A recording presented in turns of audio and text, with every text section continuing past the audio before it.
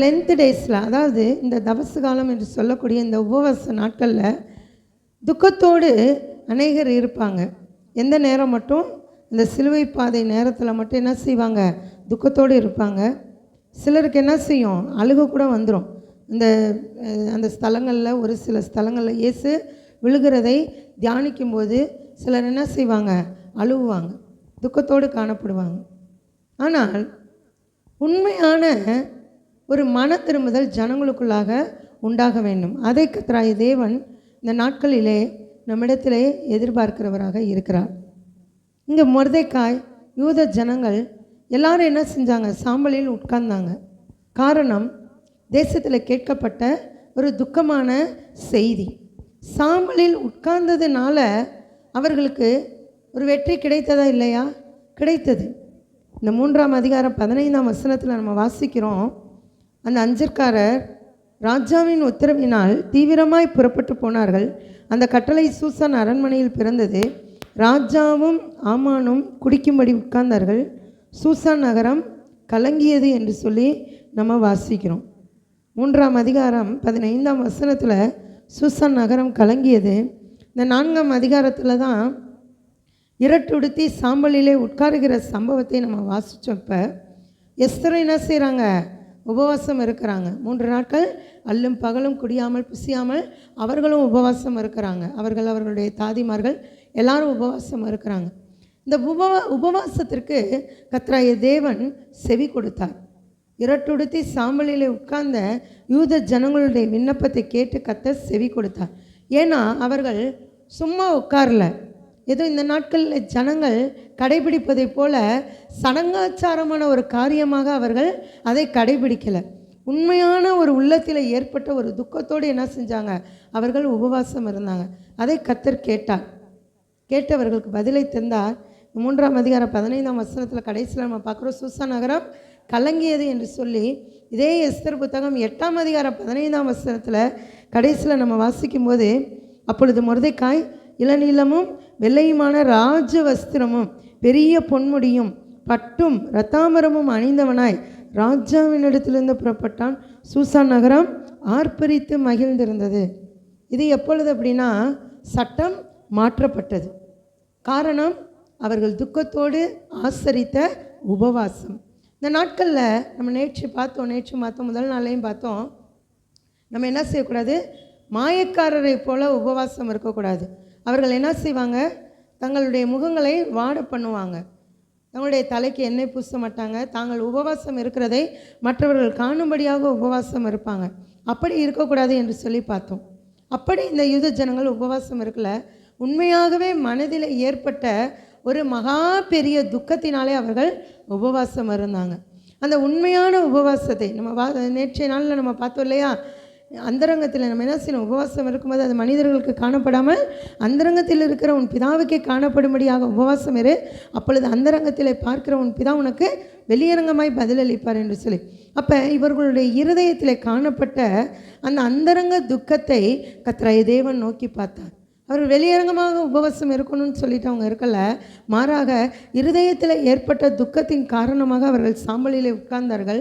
அந்த சாம்பலிலே உட்கார்ந்த அந்த காரியத்தை, அந்த நோக்கத்தை கர்த்தர் அறிந்தவராய் அந்த சூசான் நகரத்திற்கு இந்த சூசான் நகரத்தில் இருந்த அந்த யூத ஜனங்களுக்கு ஒரு மிகப்பெரிய விடுதலையை கர்த்தர் கட்டளையிட்டார்.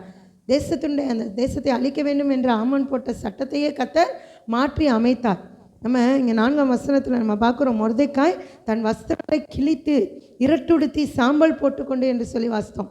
எப்பொழுது சட்டம் இயற்றப்பட்ட போது, யூத ஜனங்கள் அழிக்கப்பட வேண்டும் என்று சட்டம் இயற்றப்பட்ட போது, அதே இது யூத ஜனங்கள் காப்பாற்றப்பட்ட போது, அந்த சட்டம் மாற்றப்பட்ட போது, எந்த நாளில் யூத ஜனங்கள் அழிக்க வேண்டும் என்று சட்டம் இயற்றப்பட்டதோ அதே நாளிலே யூத ஜனங்களுக்கு ஒரு விடுதலையை கர்த்தராகிய தேவன் கட்டளையிட்டார்.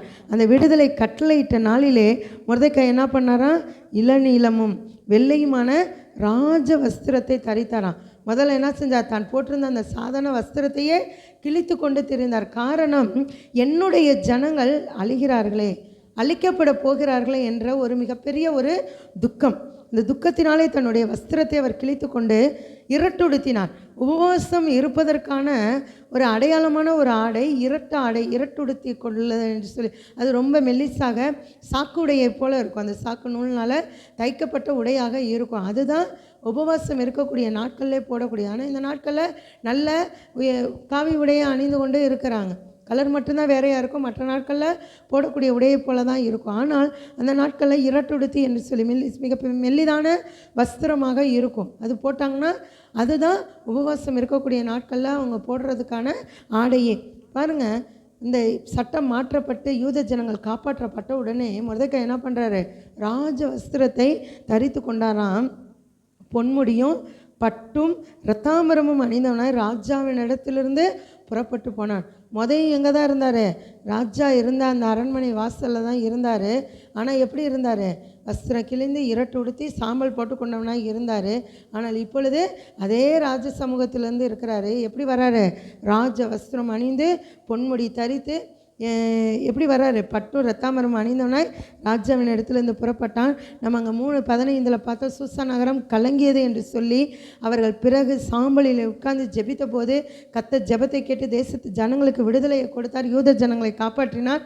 சூசா நகரம் ஆர்ப்பரித்து மகிழ்ந்தது. 8:15 வாசிக்கும் போது சூசா நகரம் ஆர்ப்பரித்து மகிழ்ந்தது என்று சொல்லி பார்க்க. அப்போ நாம் உபவாசம் இருக்கிறதற்கு ஒரு நோக்கம் இருக்க வேண்டும். நாம் எப்படி நாம் உபவாசம் இருக்கிறோம்? இங்கே தேசத்தை அழிக்கப் போகிறார்கள் என்ற துக்கம் வந்தவுடனே அங்கே துக்கத்தோடு அங்கே சாம்பலிலே மொர்தெக்காய் அமர்கிறார். கர்த்தர் அந்த நோக்கத்தை அறிந்தவராய் அந்த யூத ஜனங்களுக்கு விடுதலையை கொடுக்கிறார். நம்ம இன்னொரு நபர் நன்றாக அறிந்த நபர் தான் யோபு. யோபு என்ன பண்ணார்? சாம்பல்லே உட்கார்ந்தார். அவரும் துக்கத்தோடு இருந்தார். கர்த்தர் இரட்டிப்பான ஆசீர்வாதத்தை கொடுத்தார். இந்நாட்களில் உபவாசம் என்று சொல்லி மனிதர்களுக்கு காணப்படும்படியாக செய்கிறாங்க. நல்ல காவி உடையை கட்டிக்கிறாங்க, மாலையெல்லாம் போட்டுக்கொள்ளுகிறாங்க. ஏதாவது ஒரு காரியம் வந்த உடனே அந்த மாலையை கழட்டி போட்டுட்டு துன்மார்க்கமான காரியங்களை செய்கிறாங்க. அதுவல்ல உண்மையான உபவாசம். இங்கே மொர்தெக்காய் இருந்தது, எஸ்தர் இருந்தது. இதுதான் உண்மையான உபவாசம். அந்த உண்மையான உபவாசத்துக்கு கர்த்தர் என்ன செஞ்சார்? உடனடியாக பதிலை கொடுத்தார். இரண்டாவதாக யோனாவின் புத்தகம் 3ஆம் அதிகாரம் 5 மற்றும் 6ஆம் வசனத்தை எடுத்து நாம் வாசிப்போம். யோனா 3ஆம் அதிகாரம் 5 மற்றும் 6ஆம் வசனம். நினிவேயில் உள்ள ஜனங்கள் தேவனை விசுவாசித்து உபவாசம் செய்யும்படி கூறினார்கள். பெரியோர் முதல் சிறியோர் மட்டும் இரட்டுடுத்தி கொண்டார்கள். இந்த செய்தி நினிவேயின் ராஜாவுக்கு எட்டின போது அவன் தன் சிங்காசனத்தை விட்டு எழுந்து தான் உடுத்தி இருந்த உடுப்பை கலற்றி போட்டு இரட்டை உடுத்தி கொண்டு சாம்பலிலே உட்கார்ந்தான். சொன்னேன் இல்லையா? உபவாசம் இருப்பதற்கான அடையாளமான ஆடை எது? இரட்டு ஆடை தான். இந்த இரட்டு உடுத்தி கொண்டு இங்கே நினிவேயில் உள்ள ஜனங்கள் அமர்ந்திருக்கிறாங்க. எதற்காக? நினிவே பட்டணத்தை கர்த்தர் அழிக்க போகிறேன்னு சொல்லி யோனாவின் மூலமாக சொல்லுகிறார். சொன்ன உடனே 5:6 வாசித்தோம் இல்லையா? அப்பொழுது 4ஆம் வசனத்தை வாசிப்போம். யோனா நகரத்தில் பிரவேசித்து ஒரு நாள் பிரயாணம் பண்ணி இன்னும் 40 நாள் உண்டு, அப்பொழுது நினிவே கவிழ்க்கப்பட்டு போம் என்று கூறினான். அப்பொழுது நினிவேயில் உள்ள ஜனங்கள் தேவனை விசுவாசித்து உபவாசம் செய்யும்படி கூறினார்கள். யோனா போய் பிரசங்கம் பண்ணின உடனே நினிவேயில் உள்ள ஜனங்கள் என்ன செஞ்சாங்களாம்? தேவனை விசுவாசித்தார்களாம். முதலாவது அவர்கள் என்ன செய்கிறாங்க? தேவனை விசுவாசிக்கிறார்கள். தேவனை விசுவாசித்து உபவாசம் செய்யும்படி அவர்கள் கூறினார்கள். பெரியோர் முதல் சிறியோர் மட்டும் இரட்டுடுத்தி கொண்டார்கள். இந்த செய்தி, அதாவது நினிவே பட்டணம் கவிழ்க்கப்பட போகிறது என்ற அந்த செய்தியை கேட்ட உடனே அந்த ராஜா, அந்த நினிவேயுடைய ராஜா என்ன செஞ்சானா? தன் சிங்காசனத்தை விட்டு எழுந்து தான் உடுத்தியிருந்த உடுப்பை கலற்றி போட்டு ராஜ வஸ்திரத்தை அங்கே என்ன செய்கிறான்? கலற்றி போடுகிறான். கலற்றி போட்டு என்ன பண்ணுறான்னா இரட்டை உடுத்தி கொண்டு சாம்பலிலே உட்கார்ந்தான் என்று சொல்லி. அப்போ பாருங்கள், கர்த்தர் இந்த தேசத்து ஜனங்களை காக்க வேண்டும். விசேஷமாக அந்த ராஜா என்னுடைய தேசத்தில் உள்ள, அதாவது அந்த நினிவே பட்டணத்தில் உள்ள ஜனங்கள் காப்பாற்றப்பட வேண்டும், கர்த்தர் இந்த ஜனங்களை காக்க வேண்டும் என்ற ஒரு ஏக்கத்தோடு என்ன செய்கிறாரு? அங்கு சாம்பலிலே உட்காருங்க. இல்லைன்னா ராஜா சாம்பலை உட்காருவதற்கு எந்த ஒரு காரியமே இல்லை. ராஜா போய் சாம்பலை உட்கார வேண்டிய அவசியம் இல்லை. ஆனால் இங்கே ராஜாவும் என்ன செய்கிறான்?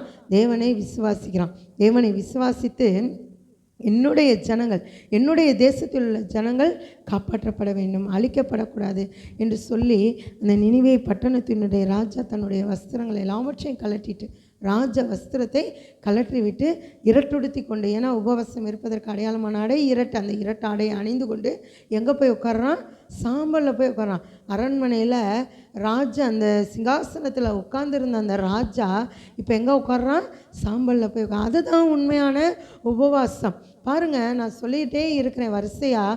முதல் நாள்லேருந்து நம்ம உபவாசம் இருப்பதினாலே நம்முடைய வார்த்தை மாற வேண்டும், நம்முடைய வாழ்க்கை மாற வேண்டும், நம்முடைய நடைமுறை மாற வேண்டும், நம்முடைய செயல்கள் மாற வேண்டும்.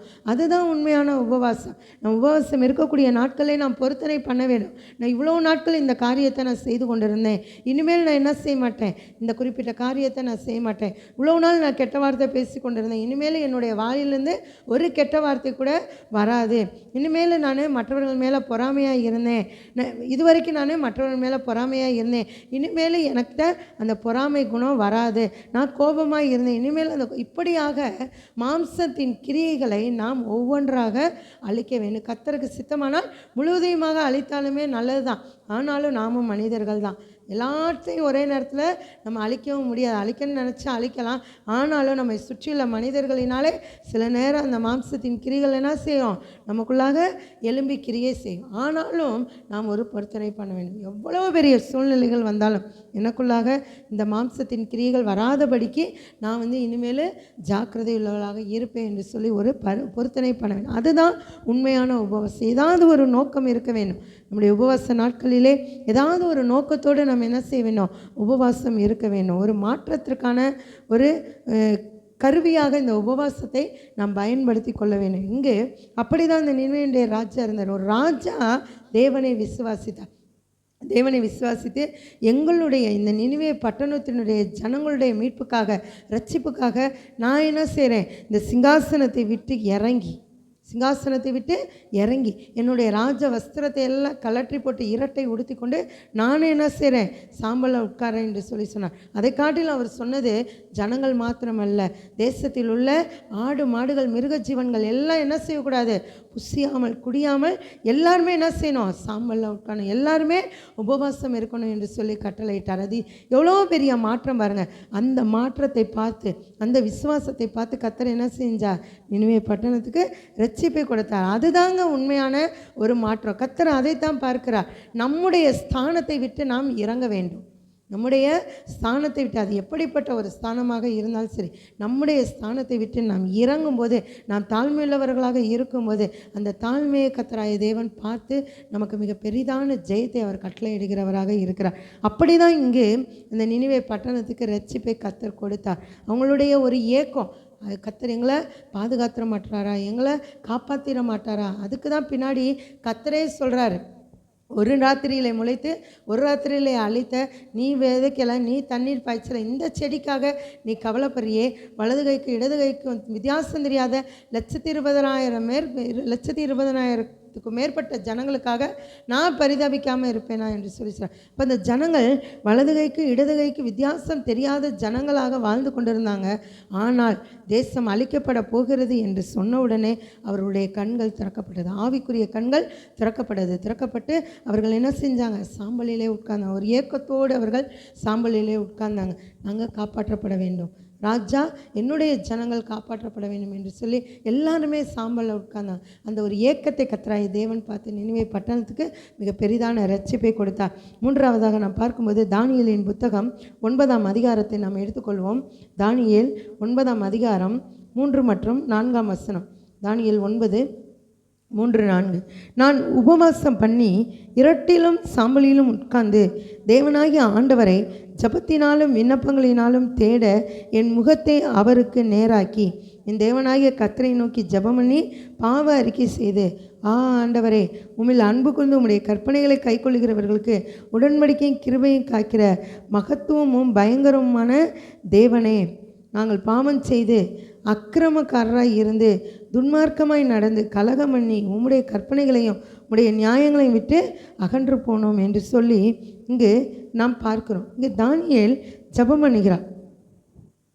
இங்கே முதல் 2 வசனங்களை நம்ம வாசிக்கும்போது, கல்தேயருடைய ராஜ்யத்தின் மேல் ராஜாவாக்கப்பட்ட மேதிய குலத்தானாகிய அகாஸ்வேருவின் புத்திரரான தரியு ராஜ்யம் பண்ண வருகிற 1ஆம் வருஷத்திலே தானியேலாகிய நான் எருசலேமின் பால்கடிப்புகள் நிறைவேறி தீர 70 வருஷம் செல்லும் என்று கர்த்தர் எரேமியா தீர்க்கதரிசியோடே சொல்லிய வருஷங்களின் தொகையை புஸ்தகங்களால் அறிந்து கொண்டேன். இங்கு எருசலேம் ஜனங்களுடைய பால் கடிப்புகள் நிறைவேறி தீர்வதற்கு 70 வருஷம் செல்லும் என்று நான் என்ன செஞ்சேன், தீர்க்க தரிசன புத்தகங்களை வாசித்து நான் தெரிந்து கொண்டேன்.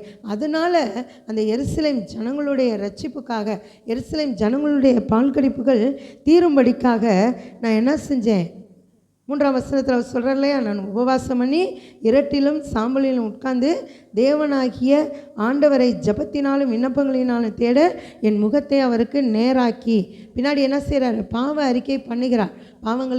பாவத்தை எல்லாம் அறிக்கை செய்து பாவங்களுக்கு கர்த்தரிடத்திலே மன்னிப்பை பெற்றுக்கொண்டு அந்த பால் கடிப்புகளிலிருந்து விடுதலை ஆகும்படிக்காக அவர் என்ன செய்கிறாரா, உபவாசம் பண்ணி இரட்டிலும் சாம்பலிலும் உட்கார்ந்து ஜபம் பண்ணுகிறார். கர்த்தரை தேடுவதற்கு தன்னுடைய முகத்தை அங்கே என்ன செய்கிறார், ஆண்டவரை ஜபத்தினாலும் விண்ணப்பங்களினால் தேட என் முகத்தை அவருக்கு நேராக்கி என்று சொல்லி நம்ம வாசிக்கிறோம். அப்போ கர்த்தரை தேடுவதற்கு அவர் என்ன செய்கிறாரா, சாம்பலிலே அங்கு உட்கார்ந்தார். கர்த்தருடைய தரிசனங்களை அவர் வைத்திருக்கிற நோக்கத்தை அறிந்து கொள்வதற்காக அவர் என்ன செஞ்சாரா, அங்கே சாம்பலில் உட்கார்ந்தார் என்று சொல்லி நம்ம வாசிக்கிறோம். இதே தானியேல் 9ஆம் அதிகாரம் 22, 23 வாசிக்கும்போது, அவன் எனக்கு தெளிவுண்டாக்கி என்னோடே பேசி, தானியேலை உனக்கு அறிவை உணர்த்தும்படி இப்போது புறப்பட்டு வந்தேன். நீ மிகவும் பிரியமானவன், ஆதலால் நீ வேண்டிக் கொள்ள தொடங்கின போதே கட்டளை வெளிப்பட்டது. நான் அதை அறிவிக்க வந்தேன். இப்போதும் சொல்லுகிற வார்த்தையை நீ கவனித்து கேட்டு தரிசனத்தை அறிந்து கொள் என்று சொல்லி கர்த்தருடைய தூதனானவர் அங்கு சொல்லுகிறார். அப்போ பாருங்கள், கர்த்தருடைய தரிசனத்தை அறிந்து கொள்வதற்காக, கர்த்தருடைய திட்டத்தை அறிந்து கொள்வதற்காக அவர் எங்கே உட்கார்ந்திருக்கிறார், சாம்பலிலே உட்கார்ந்திருக்கிறார். உபவாசம் பண்ணி அங்கு சாம்பலிலே உட்காருகிறார். அவர் உட்கார தொடங்கின போதே கர்த்தருடைய கட்டளை தூதர்களுக்கு புறப்பட்டு வந்துருச்சான். புறப்பட்டு வந்து போய் நீ தானியேல்கிட்ட போய் நீ சொல்லு என்று சொல்லி கர்த்தருடைய தூதனை அங்கு கர்த்தராகிய தேவன் அனுப்புகிறார். அனுப்பி தான் 23 வாசலையா, நீ மிகவும் பிரியமானவன், அதனால் நீ வேண்டிக் கொள்ள தொடங்கின போதே கட்டளை வெளிப்பட்டது. நீ எப்போ வேண்டிக் கொள்ள தொடங்கினியோ அப்பொழுதே கட்டளை வெளிப்பட்டது. அதை அறிவிக்கிறதுக்காக தான் நான் வந்தேன். இப்பொழுது நீ தரிசனத்தை அறிந்து கொள் என்று சொல்லி. அப்போ தேவனுடைய திட்டங்களையும் தேவனுடைய தரிசனங்களையும் நம்மை குறித்து தேவன் என்ன நோக்கம் வைத்திருக்கிறாரோ, என்ன சித்தம் வைத்திருக்கிறாரோ அதை அறிந்து கொள்வதற்கு சாம்பல் அவசியமாக இருக்கிறது. சாம்பல் என்றால் இன்றைக்கு நம்ம போய் தெருவில் எங்கேயாவது சாம்பல் கொட்டி அங்கே போய் அதை பற்றி சொல்லலை.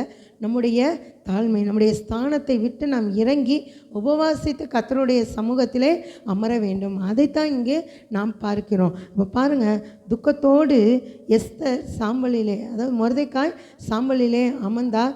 எஸ்தரும் உபவாசம் இருந்தாங்க. அதனால் யூத ஜனங்கள் காப்பாற்றப்பட்டாங்க. கர்த்தர் பாதுகாக்க வேண்டும், தேசத்தை பாதுகாக்க வேண்டும் என்ற ஒரு ஏக்கத்தோடு நினிவே பட்டணத்தில் உள்ள ஜனங்களும் ராஜாவும் சாம்பலிலே அமர்ந்தாங்க. நினிவே பட்டணத்துக்கு ரட்சிப்பை அவர்கள் பெற்றுக்கொண்டாங்க. தேவனுடைய திட்டத்தையும் தேவனுடைய தரிசனத்தையும் தேவன் எனக்கு என்று வைத்திருக்கக்கூடிய நோக்கத்தையும் நான் அறிந்து கொள்ள வேண்டும் என்பதற்காக தானியேல் சாம்பலிலே உபவாசித்து உட்கார்ந்தார். தேவனாகிய கர்த்தர் அவருடைய தரிசனத்தை அங்கு தானியேலுக்கு வெளிப்படுத்தினார். இப்படியாக நாம் துக்கத்தோடு, நாம் ஏக்கத்தோடு கர்த்தருடைய திட்டத்தை அறிய வேண்டும் என்ற ஒரு நோக்கத்தோடு நாம் உபவாசம் இருக்கும்போது கர்த்தராகிய தேவன் கண்டிப்பாக நம்முடைய காரியங்களை அவர் வாய்க்க செய்ய போதுமானவராய் இருக்கிறார். கர்த்தர் தாமே நம்மை ஆசீர்வதிப்பாராக. ஸ்தோத்திரம் கர்த்தாவே, எங்களை நேசிக்கிற எங்கள் அன்பின் பரலோக பிதாவே, இதோ இந்த நாட்களிலும் இந்த 4வது நாளிலே கர்த்தராகிய தேவன் எங்களுக்கு வெளிப்படுத்தின ஒவ்வொரு காரியங்களுக்காக நாங்கள் உங்களுக்கு நன்றி செலுத்துகிறோம். இதோ உபவாச நாட்களிலே நாங்கள் வெறுமனே உபவாசம் இல்லாதபடிக்கு நாங்கள் ஒரு நோக்கத்தோடு நாங்கள் உபவாசம் இருக்க கர்த்தர் எங்களுக்கு கிருபை செய்யுங்க தகப்பனே. அப்பா ஸ்தோத்திரிக்கிற ராஜா, சாம்பலிலிருந்து நாங்கள் கற்றுக்கொண்ட, சாம்பலிலே அமர்ந்தவர்களிடமிருந்து நாங்கள் கற்றுக்கொண்ட காரியங்களுக்காக நாங்கள் உமக்கு நன்றி செலுத்துகிறோம் கர்த்தாவே. இந்த எஸ்தர் யூத ஜனங்கள் காப்பாற்றப்பட வேண்டும் என்ற அந்த துக்கத்தோடு, அப்பா யூத ஜனங்கள் அழிக்கப்பட போகிறார்கள் என்ற ஒரு துக்கத்தோடு சாம்பலில் மொர்தெக்காய் அமர்ந்தபோது யூத ஜனங்களுக்கு விடுதலை கட்டளையிட்டீரே தகப்பனே. அப்பா நினிவே பட்டணத்தினுடைய ராஜா, ஜனங்கள் ஆடு மாடுகள் யாவும் நினிவே கவிழ்க்கப்பட்டு போக போகிறது என்ற ஒரு துக்கத்தோடு, அப்பா ஏக்கத்தோடு, அந்த பட்டணம் காப்பாற்றப்பட வேண்டும் என்ற ஒரு ஏக்கத்தோடு சாம்பலில் அமர்ந்தபோது நினிவே பட்டணத்தை மீட்டு கொண்டீரே தகப்பனே. தானியேல் உம்முடைய தரிசனத்தையும் உம்முடைய சித்தத்தையும் அறிந்து கொள்ள வேண்டும் என்ற ஒரு நோக்கத்தோடு சாம்பலில் அமர்ந்தபோது கர்த்தனை வெளிப்பட்டீரே. இந்த நாட்களிலும் நாங்கள் ஏதாவது ஒரு நோக்கத்தோடு உம்முடைய சமூகத்தில் அமர கர்த்தர் எங்களுக்கு கிருபை செய்யுங்க. விசேஷமாக எங்களுடைய குடும்பத்தில் உள்ள ஜனங்கள், எங்களுடைய உற்றார் உறவினர்கள், ஊரில் உள்ள ஜனங்கள் யாவரும் மண்டையிலே வர வேண்டும் என்ற ஒரு நோக்கத்தோடு, ஒரு ஏக்கத்தோடு நாங்கள் உபவாசித்து ஜெபித்து இடத்திலிருந்து ஜெயத்தை பெற்றுக்கொள்ள கர்த்தர் எங்களுக்கு உதவி செய்யுங்க.